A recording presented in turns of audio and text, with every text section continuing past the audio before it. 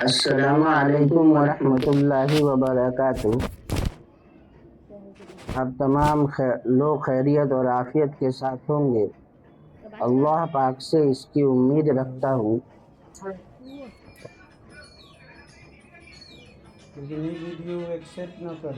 آئیے ہم اور آپ مل کر حضرت محمد صلی اللہ علیہ وسلم کی سیرت مبارکہ سماعت فرمائیں۔ آپ صلی اللہ علیہ وسلم کے چچا اور پھوپھیاں عبد المطلب کے 10 بیٹے تھے: حارث، زبیر، حجل، زرار، مقوم، ابو لہب، عباس، حمزہ، ابو طالب، عبداللہ، جن میں سے عبداللہ آپ صلی اللہ علیہ وسلم کے والد ماجد ہے، باقی 9 آپ صلی اللہ علیہ وسلم کے چچا ہے۔ حضرت عباس رضی اللہ تعالی عنہ آپ اپنے سب بھائیوں میں چھوٹے ہیں۔ آپ صلی اللہ علیہ وسلم کی پھوپھیاں 6 ہیں: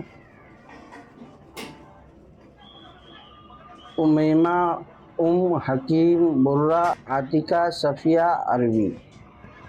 آپ کی پہرے داری کرنے والے سعد بن معاذ رضی اللہ تعالی عنہ، جنہوں نے غزوہ بدر میں آپ صلی اللہ علیہ وسلم کی نگہبانی کی، اور ذکوان بن عبد قیس رضی اللہ عنہ، اللہ تعالی اور عبد قیس رضی اللہ تعالی عنہ اور محمد بن مسلمہ رضی اللہ تعالی عنہ انصاری نے غزوہ احد میں، زبیر رضی اللہ تعالی عنہ نے غزوہ خندق میں، اور عباد بن بشیر رضی اللہ تعالی عنہ و سعد بن ابی وقاص رضی اللہ تعالی عنہ اور ابو ایوب رضی اللہ تعالی اور بلال رضی اللہ تعالی عنہ نے وادی قری میں۔ اور جب یہ آیت نازل ہوئی، اللہ تعالیٰ خود آپ صلی اللہ علیہ وسلم کی حفاظت کرے، تو وہ پہرے داری اٹھا دی گئی۔ بنا کعبہ اور قریش کا آپ صلی اللہ علیہ وسلم کو باتفاق امین تسلیم کرنا۔ جب آپ صلی اللہ علیہ وسلم کی عمر شریف 35 سال ہوئی، تو اس وقت قریش نے بیت اللہ کی اجسر تعمیر کا ارادہ کیا۔ بیت اللہ کی تعمیر ہر شخص اپنی سعادت سمجھتا تھا، اور قبائل قریش نے اپنی قسمتوں کا فیصلہ اس پر رکھا تھا کہ اس کی تعمیر میں زیادہ حصہ لیا جائے۔ چنانچہ اس تعمیر کو قبائل میں تقسیم کرنے کی نوبت آئی، تاکہ کوئی جھگڑا پیش نہ آئے۔ اسی طرح تقسیم عمل کے ساتھ بنائے کعبہ حجر اسود کی حد تک پہنچ گئی، لیکن اب حجر اسود کو اٹھا کر تعمیر میں نصب کرنے کے متعلق سخت اختلاف ہوا۔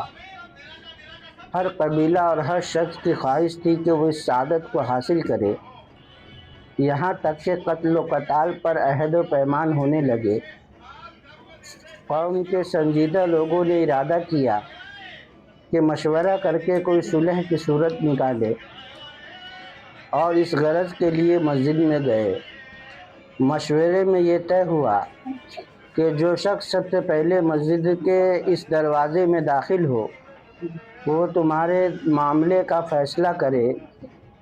اس کے حکم کو ہر شخص دست و قدرت کا فیصلہ سمجھ کر تسلیم کرے۔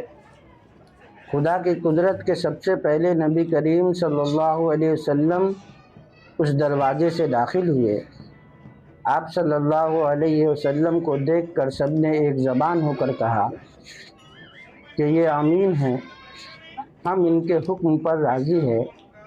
آپ صلی اللہ علیہ وسلم تشریف لائے، اور وہ حکیمانہ فیصلہ کیا کہ سب خوش ہو گئے، یعنی ایک چادر پھیلا دی، اور اس میں حجر اسود کو اپنے ہاتھ سے اٹھا کر رکھ دیا، اور پھر حکم دیا کہ ہر قبیلہ کا منتخب آدمی چادر کا ایک ایک کنارہ پکڑ لے۔ اس طرح کیا گیا۔ جب بنیاد تک پہنچ گیا تو اپنے ہاتھ سے اٹھا کر رکھ دیا۔ ابن حشام اس واقعے کی نقل کرنے کے بعد لکھتے ہیں کہ نبوت سے پہلے تمام قریش بالاتفاق آپ صلی اللہ علیہ وسلم کو امین کہتے تھے۔